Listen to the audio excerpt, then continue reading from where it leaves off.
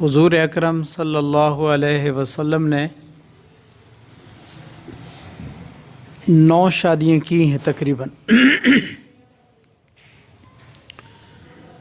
ان میں کچھ عورتوں کا سرے سے ولیمہ نہیں کیا اور کچھ کا ولیمہ کیا، لیکن انتہائی سادگی کے ساتھ کیا، اور اس ولیمے میں اتنا سادگی کہ آدمی حیران ہو جاتا ہے کہ جیسے دلہا بہت بڑا ہے، دلہن عظیم ہے، تو اس دلہا اور دلہن کا ولیمہ بھی تو بہت بڑا ہونا چاہیے۔ لیکن ہمارے نبی حضرت محمد مصطفیٰ صلی اللہ علیہ وسلم امیروں کے بھی نبی ہیں، غریبوں کے بھی نبی ہیں، عربیوں کے بھی نبی ہیں اور عجمیوں کے بھی نبی ہیں۔ اگر آپ صلی اللہ علیہ وسلم یہ تکلف کرتے تو غریب لوگ یہ سمجھتے کہ میرے آقا صلی اللہ علیہ وسلم نے غریبوں کے لیے کوئی نمونہ نہیں چھوڑا، اس لیے آپ صلی اللہ علیہ وسلم نے ولیمے کیے بھی ہیں، ولیمہ نہیں بھی کیا۔ آپ کی توجہ میری طرف رہے گی تو تھوڑے سے اس بات کو میں سمجھانے کی، کھولنے کی کوشش کروں گا۔ دعوت کی 8 قسمیں علماء نے بیان کی ہیں۔ دعوت کی 8 قسمیں ہیں، لیکن ان 8 میں ایک قسم دعوت ولیمہ بھی ہے۔ یہ سنت ہے، بلکہ بعض کتابوں میں لکھا ہے یہ انبیاء کرام علیہم السلام کی سنت ہے کہ ولیمہ کیا جائے۔ ولیمہ فرض نہیں ہے، واجب نہیں ہے، سنت ہے، یا بعض علماء نے اس کو مستحب کہا ہے۔ اگر آسانی کے ساتھ اس کو کر سکتا ہو تو کر لے، اگر ولیمہ نہیں کرتا اور شادی ہو گئی، نکاح ہو گیا، کوئی گناہ نہیں ہے۔ حضور اکرم صلی اللہ علیہ وسلم نے کچھ شادیاں ایسی کیں جن میں ولیمہ تھا ہی نہیں۔ صحابہ کہتے ہیں سب سے پہلا ولیمہ جو حضور اکرم صلی اللہ علیہ وسلم نے کیا، حضرت زینب بنت جحش رضی اللہ تعالی عنہا کا نکاح ہوا، پہلا ولیمہ ہوا، جس ولیمے میں بکری ذبح کی گئی۔ یہ پہلا موقع تھا کہ مسلمانوں نے ولیمے کے موقع پر پیٹ بھر کر گوشت سے روٹی کھائی ہے، پہلا موقع تھا۔ غربت تھی، تنگی تھی، پہلا موقع ہے کہ میرے آقا صلی اللہ علیہ وسلم کی بیوی زینب بنت جحش رضی اللہ کے ولیمے میں ایک بکری ذبح کی گئی۔ اور عجیب بات یہ بھی ہے کہ میرے آقا صلی اللہ علیہ وسلم کی ازواج پاک میں یہ وہ بیوی ہے جو فخر سے کہتی تھی کہ ہر ایک کا نکاح زمین پر ہوا، میرا نکاح اللہ نے عرش پر کیا۔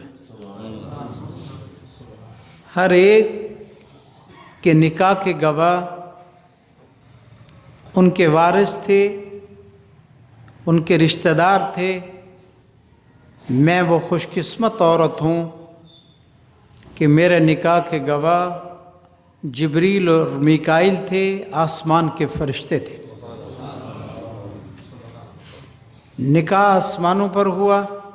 دیکھو سپیکر بار ہونے چل دیں، دیکھو چاہ आसमानों पर हुआ اور نکاح خود اللہ نے پڑھایا، قد زوجناکہا، اور فرشتے اس نکاح کے گواہ ہیں۔ اتنا بڑا نکاح کے لیے ولیمہ بھی تو بڑا ہونا چاہیے، لیکن ولیمہ اتنا سادہ ہوا، ایک بکری ذبح کی گئی اور صحابہ نے پیٹ بھر کر کھانا کھایا۔ ایک حضور صلی اللہ علیہ وسلم کی اور بیوی پاک جس کا نام سیدہ عائشہ صدیقہ ہے صلوات اللہ علیہ، یہ رشتے اللہ نے چنے۔ بعض حدیثوں میں آتا ہے 3 دفعہ ایسا ہوا کہ جبریل امین ریشم کے کپڑے میں ایک تصویر لایا اور کہا کہ اللہ نے آپ کے لیے یہ بیوی چنی ہے۔ جب میرے آقا صلی اللہ علیہ وسلم نے اس تصویر کو کھولا، اس کپڑے کو کھولا، تصویر کو دیکھا تو فرمایا عائشہ تو صدیقہ تھی۔ رشتہ رب نے چنا، یہ کوئی تھوڑی سعادت ہے۔ اور تصویر اللہ نے بھیجی میرے آقا کے لیے کہ پسند کرو۔ لیکن جب شادی کا موقع آیا تو 6 سال کی عمر میں ان کا نکاح ہوا، 9 سال کی عمر میں رسول اللہ صلی اللہ علیہ وسلم کے گھر میں رخصتی ہوئی، اور وہ خود کہتی ہیں کہ میں جھولا جھول رہی تھی،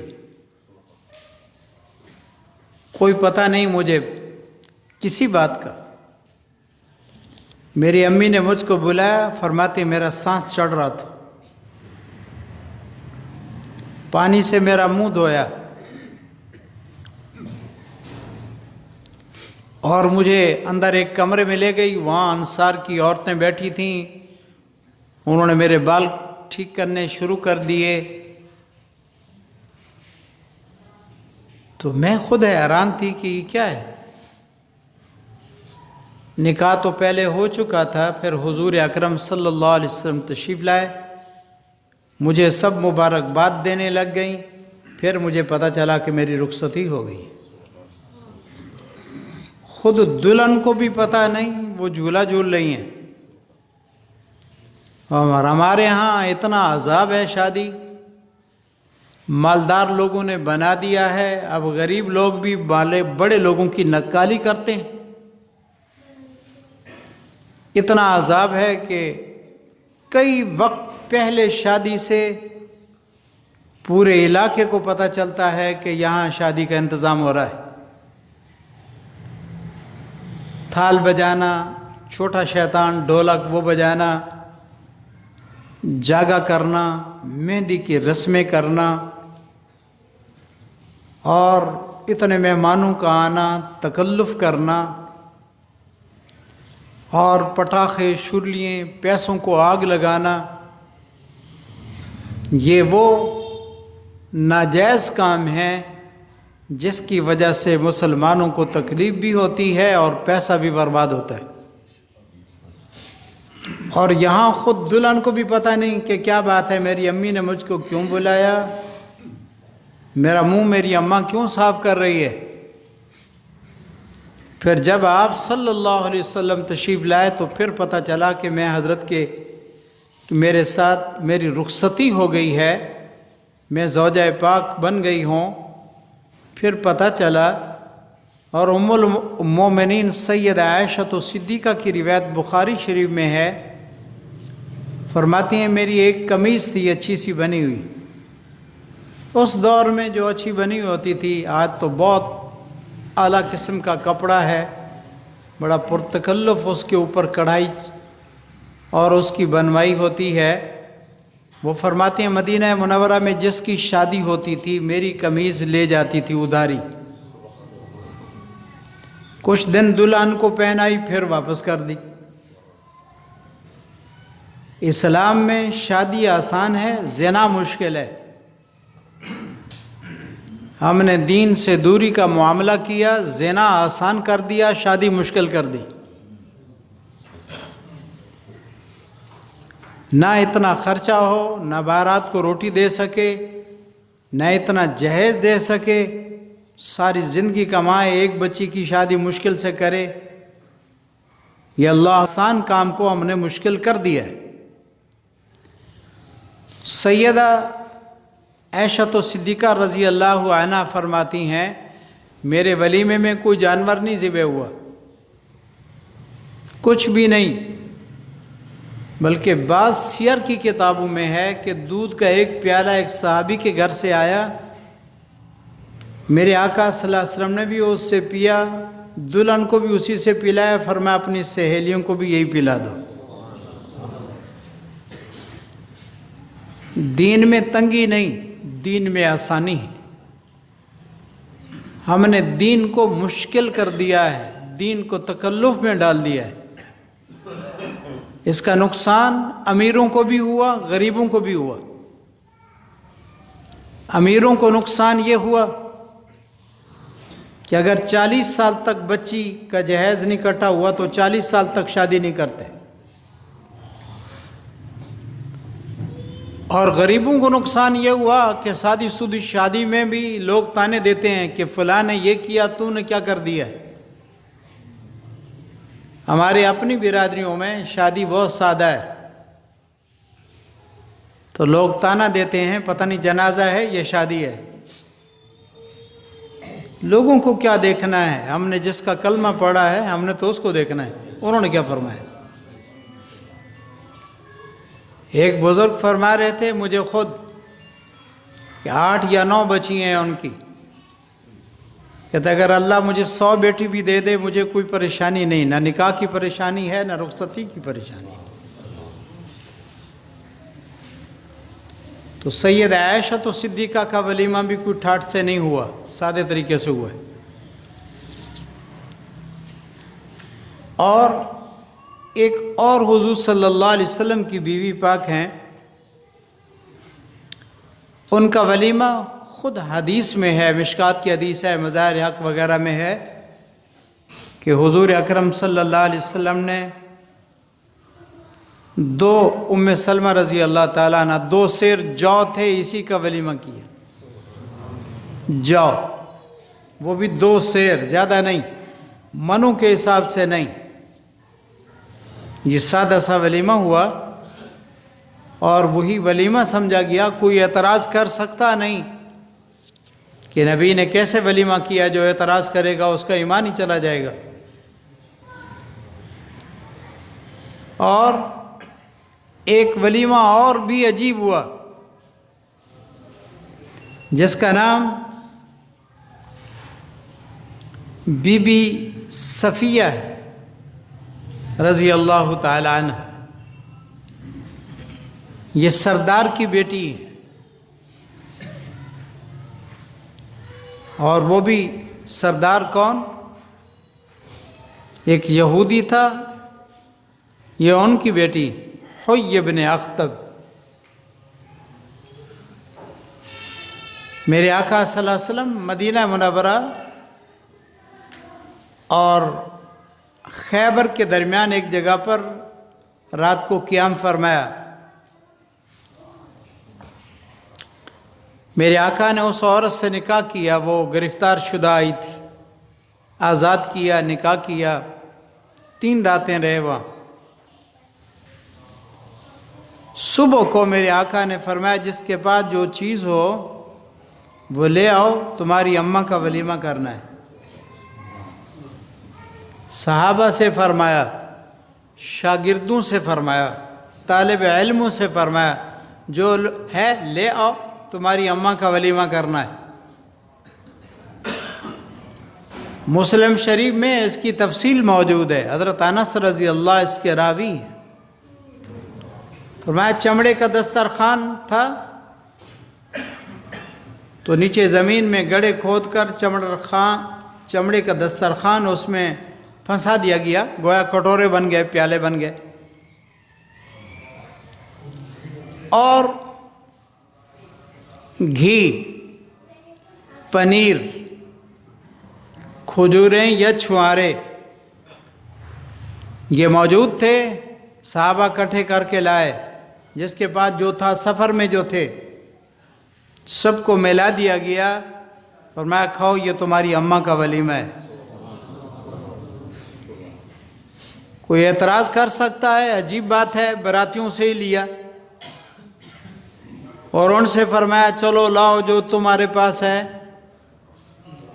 और फिर उन्हीं को फरमाया जाओ, ये तुम्हारी अम्मा का वलीमा है, खाओ। हज़रत अनस रज़ी अल्लाह फरमाते हैं, जब खाना खाया, जो चीज़ वहाँ तैयार हुई, रोटी तो नहीं थी, जौ, पनीर, खजूरें, तो जौ भी गरम, ये पनीर भी गरम, घी भी गरम, खजूरें या छुआरे वो भी गरम। तो आदमी गरम चीज़ को इस्तेमाल करे, प्यास लगती है, पानी पीने के लिए बार बार तकाजा होता है। वो फरमाते हैं करीब एक हौज़ था जिसमें बारिश का पानी जमा था। मैंने खुद देखा कि सहाबा अपने चुल्लू से उस हौज़ के पानी से पानी पी रहे थे। जैसे दूल्हा आम दूल्हा नहीं, ये वो दूल्हा है जो हर एतबार से सारी कायनात से अफजल भी हैं, आला भी हैं। उस जैसे दूल्हा पैदा ही नहीं हुआ, यानी हज़रत मोहम्मद मुस्तफ़ा सल्लल्लाहु अलैहि वसल्लम। और दुल्हन भी कोई आम नहीं, सरदार की बेटी है, सरदार के निकाह में जा रही है जी। और वो दुल्हन वो है जिसको कुरान कहता है वज़वाजुहु उम्महातुकुम, नबी की सब बीवियाँ तुम्हारी माएँ हैं, आम औरत भी नहीं। और बाराती भी आम नहीं।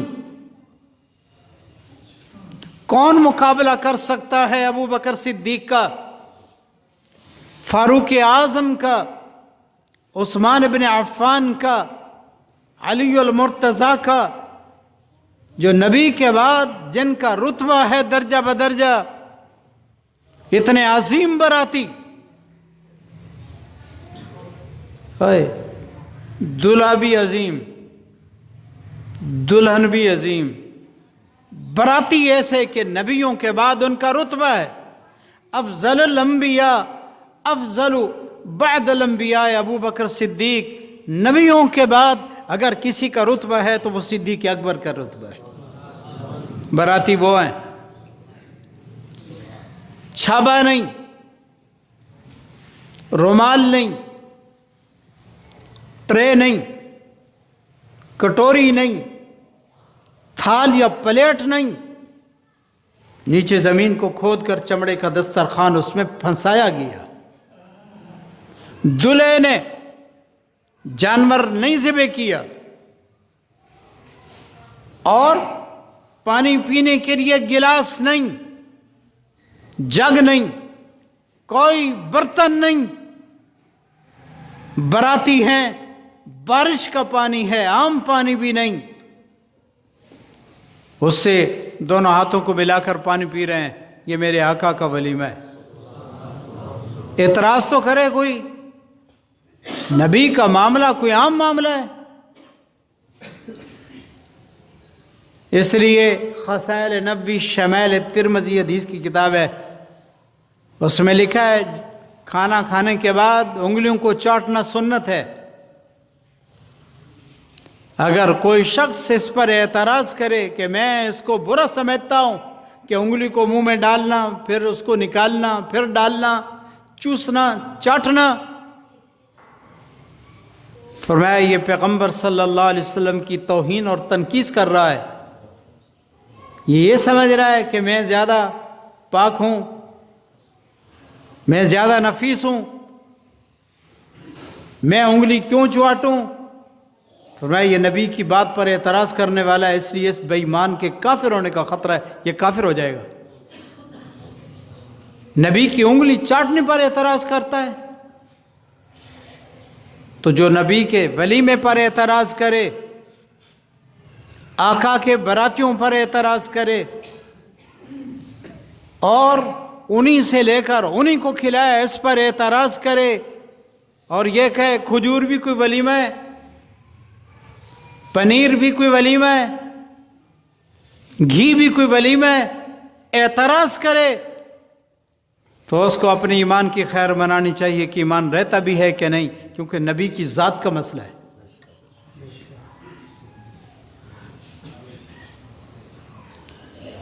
تو آپ صلی اللہ علیہ وسلم نے اپنی زوجہ کا اس طریقے سے ولیمہ فرمایا۔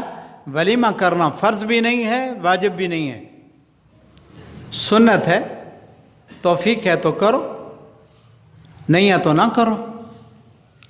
بلکہ بعض علماء نے مستحب لکھا ہے، مستحب اس کو کہتے ہیں کر لو تو ثواب ہے، اگر نہ کرو تو گناہ بھی نہیں ہے۔ توجہ میری طرف رہے، سب کی توجہ۔ تو ہم اسی طرح غم کرتے کرتے زندگی گزار جائیں گے، اور ہمارے مسلمان بھائی یوں اکڑتے اکڑتے زندگی گزار جائیں گے۔ 8ویں دن بھی خدا رسول کی بات کو سننے کے لیے مسلمان آدھا گھنٹہ دینے کے لیے تیار نہیں ہے۔ جب نبی کی امت کا یہ حال ہو جائے تو اللہ ہی محافظ ہے ہمارا، بڑی کوتاہی ہے۔ دین سیکھنے کے لیے تو پہلے لوگ سفر کرتے تھے، ہمیں سفر کی ضرورت نہیں، اللہ نے علماء ہر طرف بکھیر دیے۔ اپنے کام کے لیے شہر میں جاؤ، کسی بزرگ سے مل لو، مسئلہ پوچھ لو، لیکن دین کی اہمیت نہیں ہے، اس لیے اللہ کی باتوں کو سننے کے لیے بھی مسلمان تیار نہیں ہے۔ یہ معنی نہیں کہ آتا بہت کچھ ہے، کچھ بھی نہیں آتا۔ میں اگر چند ایک استنجے اور غسل کے مسائل پوچھ لوں تو میرا خیال میں 1-2 کے علاوہ کوئی بتا نہیں سکتا، آتا بھی نہیں ہے۔ لیکن دین سے دوری ہے، غفلت ہے، اللہ کا دین کو ہم نے لاوارث کر دیا ہے، اللہ کی بات کو سننے کے لیے بھی مسلمان وقت نہیں دیتا۔ فَإِلَى اللَّهِ الْمُشْتَكَى، ہم اپنی شکایت اللہ ہی کو سناتے ہیں۔ سخت دل لوگوں کو شکایت سنانے کا کیا فائدہ؟ 4 مسئلے اس پر سمجھو، خیال کرو، یاد کرو، آگے لوگوں تک پہنچاؤ۔ پہلا مسئلہ، میرے آقا صلی اللہ علیہ وسلم نے فرمایا وہ ولیمہ بدترین ولیمہ ہے۔ میں حدیث پڑھتا ہوں، شر الطعام طعام الولیمۃ یدعا لها الاغنیاء ویترک الفقراء۔ میرے آقا صلی اللہ علیہ وسلم فرمایا بدترین ولیمہ وہ ہے جس میں مالداروں کو بلایا جائے، غریبوں کو چھوڑ دیا جائے، یہ بدترین وظیفہ ولیمہ ہے۔ میرے آقا جس کو بدترین کہیں وہ اچھا نہیں ہو سکتا۔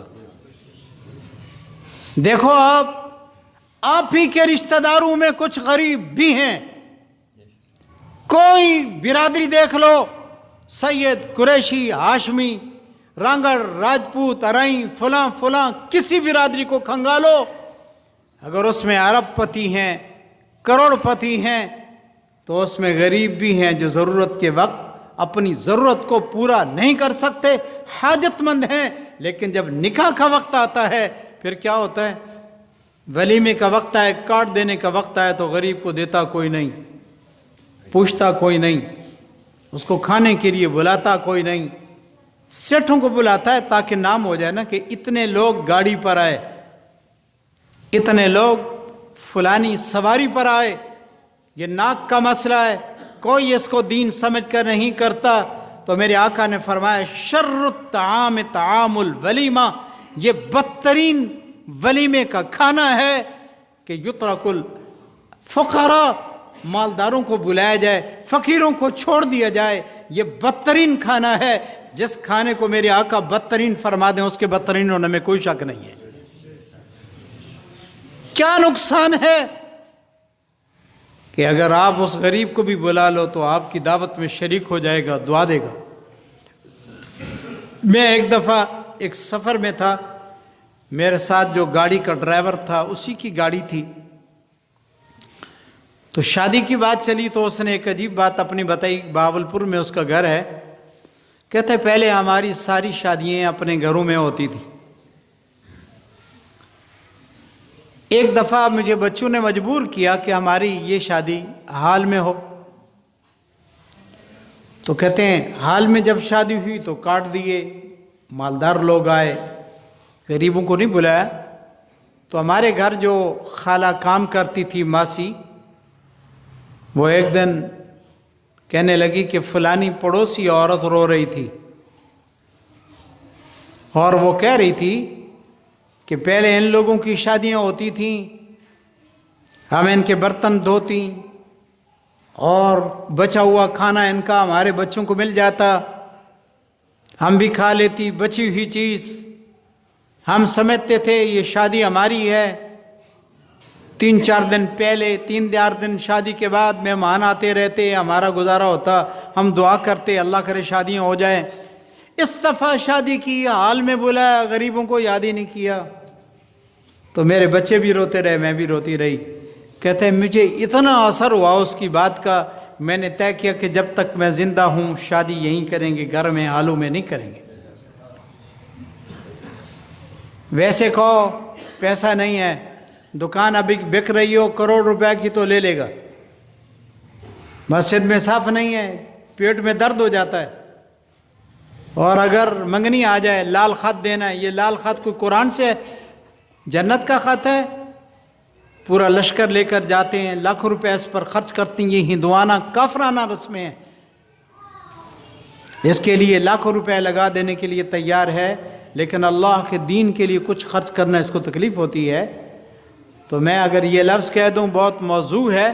شاہ عبدالعزیز رحمۃ اللہ علیہ کا ایک فرمان ہے کہ حرام کی رقم حرام جگہ لگتی ہے, حلال کی رقم حلال جگہ لگتی ہے. یہ پٹاخوں میں, شرلیوں میں, فوجی بینڈ بازوں میں, رسموں میں, جاگوں میں, شراب میں, کباب میں, حرام چیزوں میں اس لیے پیسہ لگ گیا ہے کہ کمایا بھی حرام طریقے سے ہے, اس لیے حرام جگہوں پر لگ گیا ہے. اللہ ہمیں بچنے کی توفیق دے, آمین کو. 4 مسئلے میں نے کہا میں بیان کرتا ہوں, یاد کرنا.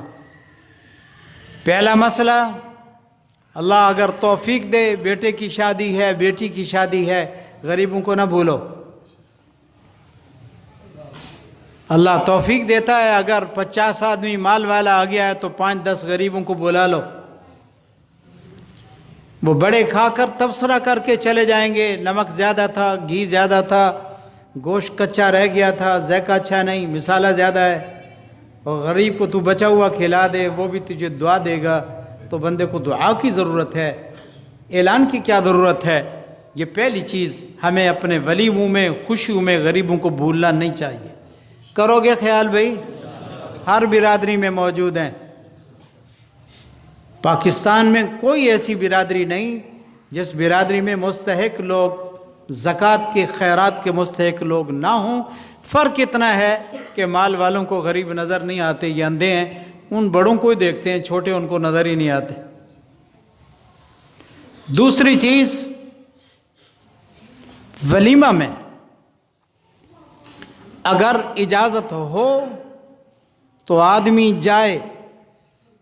بغیر اجازت کے دعوت ولیمہ میں یا کسی دعوت میں جانے والا شخص, میرے آقا صلی اللہ علیہ وسلم فرمایا داخل سارقن, یہ چور ہے, چوروں کی طرح گیا ہے.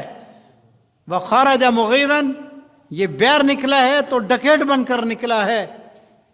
یہ دعوت اس شخص کے لیے کھانا حرام ہے جس کو دعوت نہیں دی گئی اور وہ چلا گیا ہے.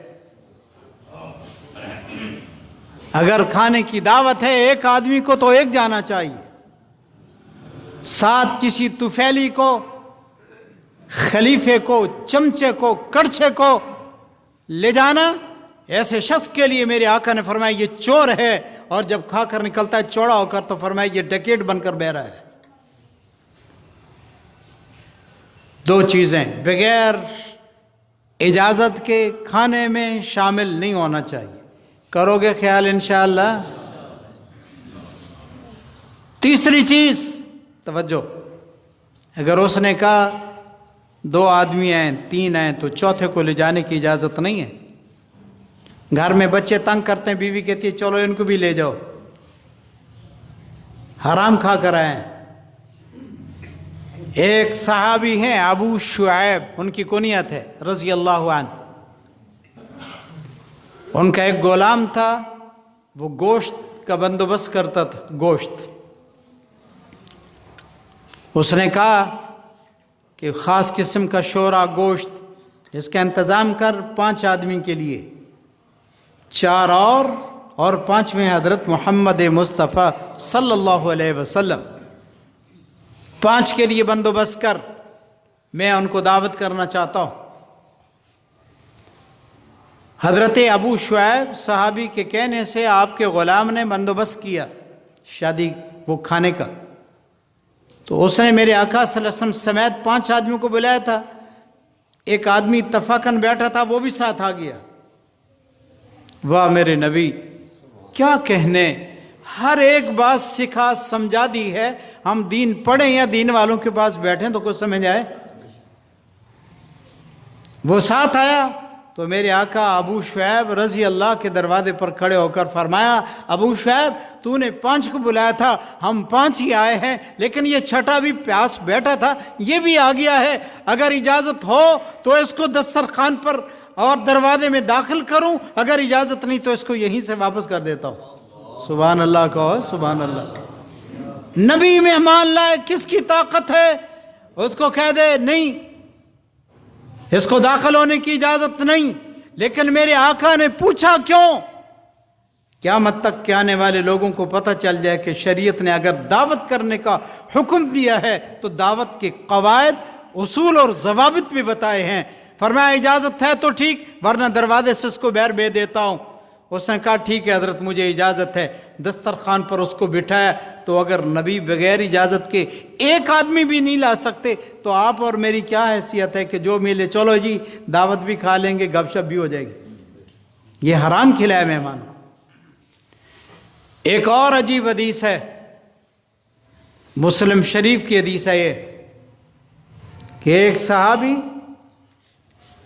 شورے کا بندوبست کیا۔ عرب میں خاص قسم کا سالن بناتے، شوربہ، اسی کو خاص طریقے سے پکاتے، وہ بڑا لذیذ ہوتا۔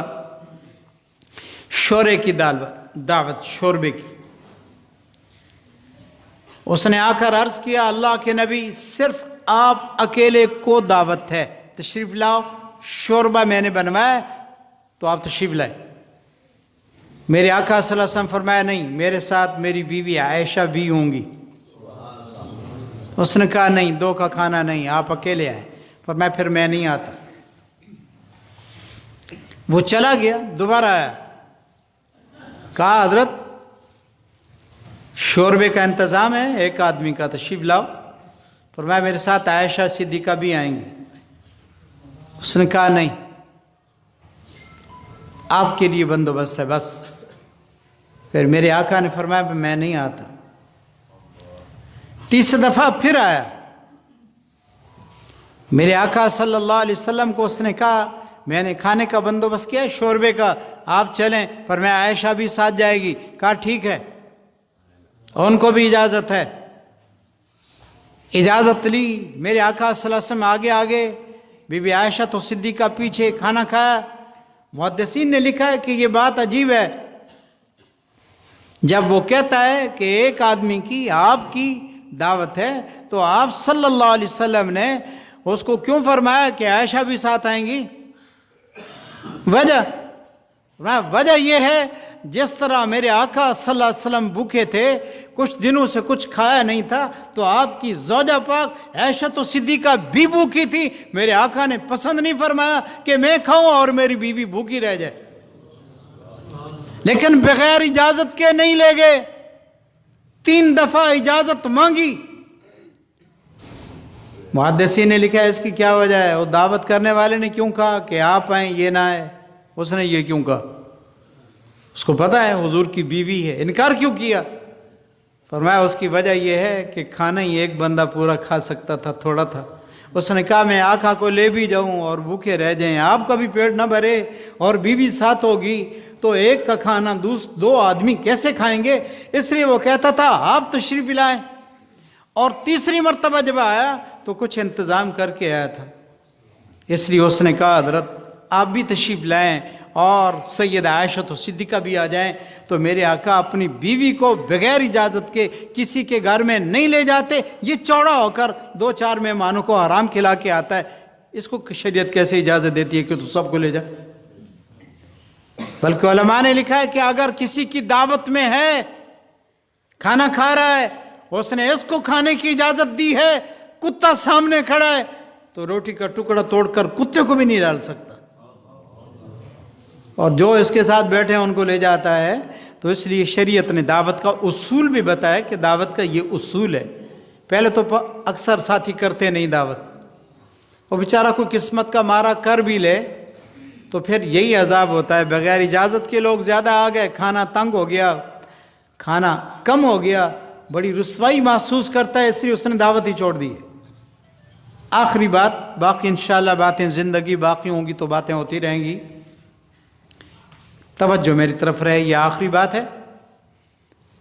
اللہ تعالیٰ بیٹے کی خوشیاں نصیب کرے ہم سب کو، آمین، خوشیاں دیکھنے نصیب کرے، لیکن شریعت کے دائرے میں۔ کھانا کھانے کے بعد، مہمانوں کو کھانا کھلانے کے بعد نیوتا وصول کرنا شرعاً حرام ہے۔ نیوتا قرض بھی ہے، سود بھی ہے، سود بھی ہے، سود۔ اور سود کے متعلق میرے آقا صلی اللہ علیہ وسلم کا کیا ارشاد ہے؟ فرمایا جو شخص سود کھاتا ہے 1 درہم کا 36 درجہ گناہ ہے، سب سے کم درجہ یہ ہے جیسے اپنی سگی ماں کے ساتھ مکالہ کرنا گناہ ہے۔ یہ کتنی توہین ہے! مہمان کو بلایا، پورے پاکستان سے مہمان آ گئے، اگر نہ آتے آپ کی خوشی کیا تھی؟ مہمان نہ آتے آپ کی کیا رونق تھی؟ انہوں نے گھر چھوڑا، بچوں کو لیا، کرایہ لیا، خرچ کیا، چھٹی لی، دفتروں میں دکانیں بند کی، تیری رونق، تیری آبادی کے لیے، تجھے خوش کرنے کے لیے آئے۔ پہلے تو مووی والوں کو بھیجا کہ دیکھو کون زیادہ کھاتا ہے، اس طرح تصویریں لیتے ہیں، پھر بیر ایک بندے کو بٹھاتے ہیں، چلو بھی اب کھانا کھائے، ادھر پیسے جمع کراؤ۔ پوچھو علماء سے، یہ حرام ہے اور یہ سود ہے۔ اگر آپ 10 آدمیوں کو کھانا کھلا سکتے ہیں، آپ کو کس نے کہا 10 کو بلاؤ؟ کیوں خرچ کیا ہے؟ سادے طریقے سے شادی کر دو، کون منع کرتا ہے آپ کو؟ سود کیوں ہے؟ سود میں یہی ہوتا ہے کہ 500 روپیہ دو، جب وصول کرنے کا وقت آئے تو 600 لو، 700 لو، 800 لو، تو دیے تو آپ نے 5 ہیں، وصول آپ 800 کرتے ہیں، یہ کیا ہے؟ سود اسی کو کہتے ہیں۔ اور یہ قرض بھی ہے، قرض۔ یہ مسئلے بظاہر کڑوے لگتے ہیں، لیکن ہم درد ہیں ہم آپ کے، ہم کہتے ہیں جوتے نہ کھاتے رہیں، توبہ کر لیں تاکہ آخرت میں معاملہ اچھا ہو جائے۔ خیر ہے اس میں، خیر۔ آپ مہمان کو روٹی کھلائیں ہوٹل پر، پھر کہو نکالو پیسے، 1000 روپیہ میرا لگ گیا ہے، تو مہمان بھی کہے گا بڑا بے غیرت انسان ہے، کیوں کھلایا تھا؟ یہ توہین ہے۔ مہمان کو بلایا پھر اسے پیسے لینا، یہ قرض ہے، اور قرض اتنا بڑا جرم ہے کہ میرے آقا صلی اللہ علیہ وسلم مقروض آدمی کا جنازہ نہیں پڑھاتے تھے۔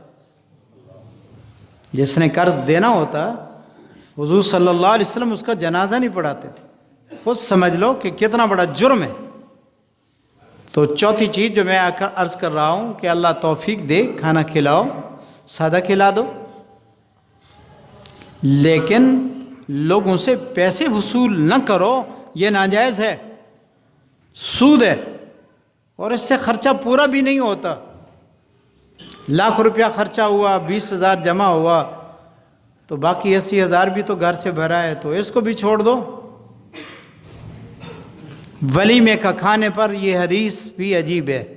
حضرت عمر رضی اللہ سے سوال ہوا، اے عمر، اللہ کے نبی کے یار، حبدار، 3 سوالوں کا جواب تو دے دو۔ میں جی۔